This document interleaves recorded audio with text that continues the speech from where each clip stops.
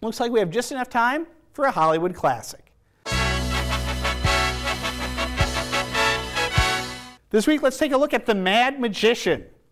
Now, this is a Vincent Price starring B-movie, and I love Vincent Price. Anytime that you've got a movie that he's the star of, that's going to be worth watching. And there are not a ton of sort of these, sort of black and white solo Price starring movies, and so this one is fun.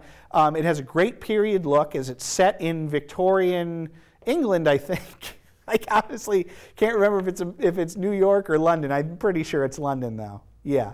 Where Vincent Price plays a guy who makes the illusions for magicians and who wants to be a magician himself, but finds himself stymied by, I guess, big magic, by the guy who owns the company that Vincent Price works for, and by prominent magicians. And so Vincent Price, being Vincent Price, he decides he's going to murder all of those guys. And then he uses his makeup techniques to disguise himself as those guys to make it seem like they're not dead, and to put the scent, as such as it is, off of him.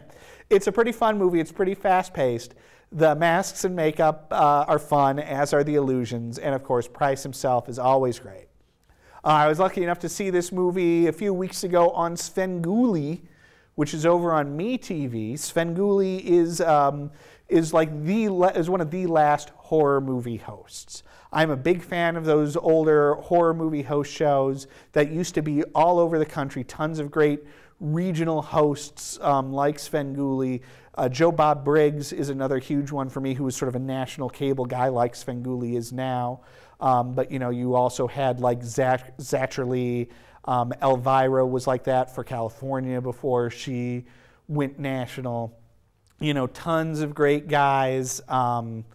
Yeah, Svengoolie is the guy for Chicago, but because of MeTV is now on nationally.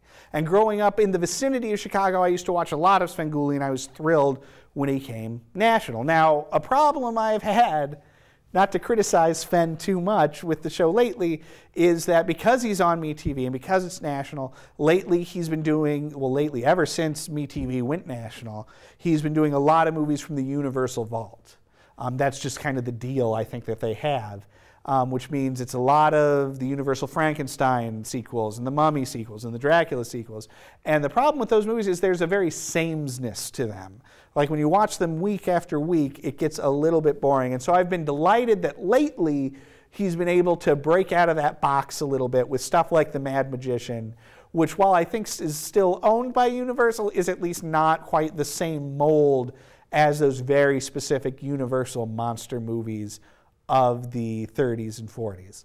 So this was a ton of fun. I liked it a lot. I'm going to give it 3.5 stars.